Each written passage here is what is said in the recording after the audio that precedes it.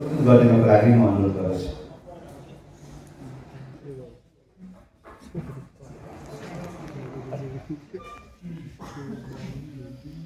धन्यवाद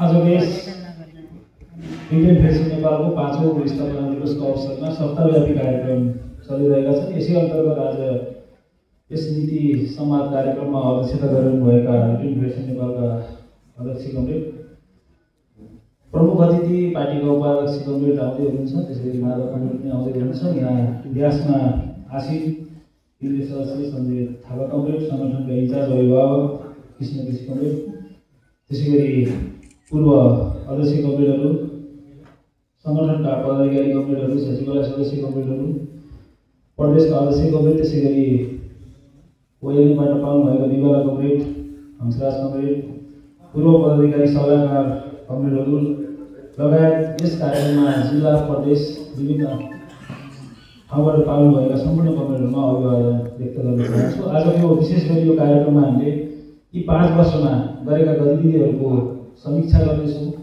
त्यसैगरी आगामी कार्ययोजनाको बारेमा छलफल गर्नेछौँ। रिटेनीले यस समाज र पार्टीमा खेल्नुपर्ने भूमिकाको बारेमा चर्चा गर्नेछौँ। पार्टीले रिटेनीका सवालमा समेट्नुपर्ने नीति, त्यसैगरी पार्टीका केही प्रतिबद्धता पनि हामीले लिडरसिपबाट लिने अपेक्षा राखेका छौँ। म यो सङ्गठनले तयार गरेको संक्षिप्त कार्यपत्र यहाँ समक्ष वाचन गरेर सुनाउने अनुमति चाहन्छु।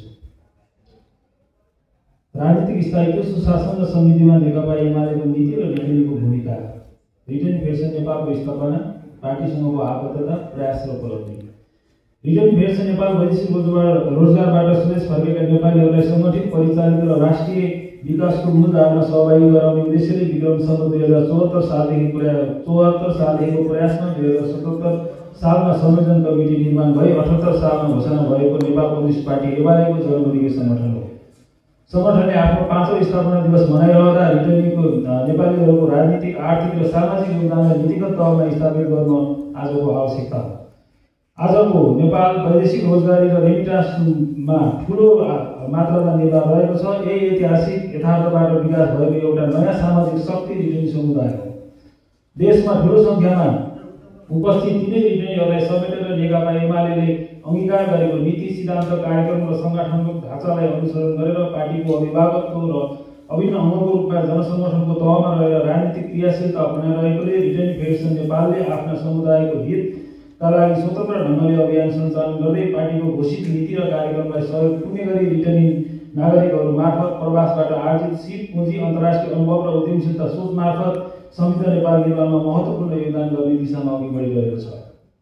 रिटेनीको ज्ञान, सिप पुँजी र जागर समृद्ध नेपाल निर्माणको दिगो आधार भन्ने भावले एकीकृत गर्दै रिटेनी फेसन नेपालले वैदेशिक रोजगारीका क्रममा रिटेनी नेपालीहरूले आर्जन गरेको सिप, अनुभव र पुँजीलाई सदुपयोग गर्दै स्वदेशमै उद्यमशीलता र रोजगारी सिर्जना गर्ने उद्देश्यका साथ बहुआयामिक अभियान अघि बढाएको छ। यस उद्देश्यका लागि रिटेनीहरूलाई राजनीतिक, सामाजिक र आर्थिक तीनवटै आयामबाट सङ्गठित र परिचालित गर्ने स्पष्ट रणनीति अवलम्बन गरिएको छ।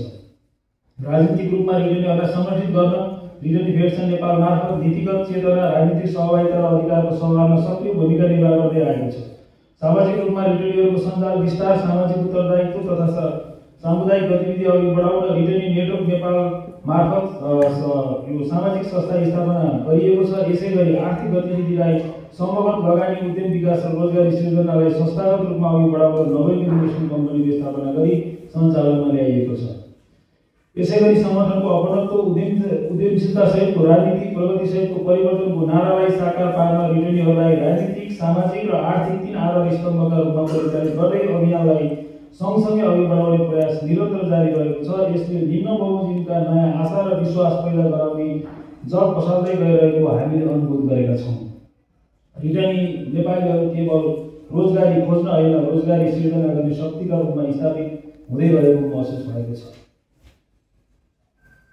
सानो सङ्ख्यामै भए पनि विदेशमा आर्जित सिप, अनुशासन र व्यवस्थापन संस्कार स्वदेशी उद्यम र संस्थागत विकासमा रूपान्तरण र स्थानान्तरण हुन थालेको छ।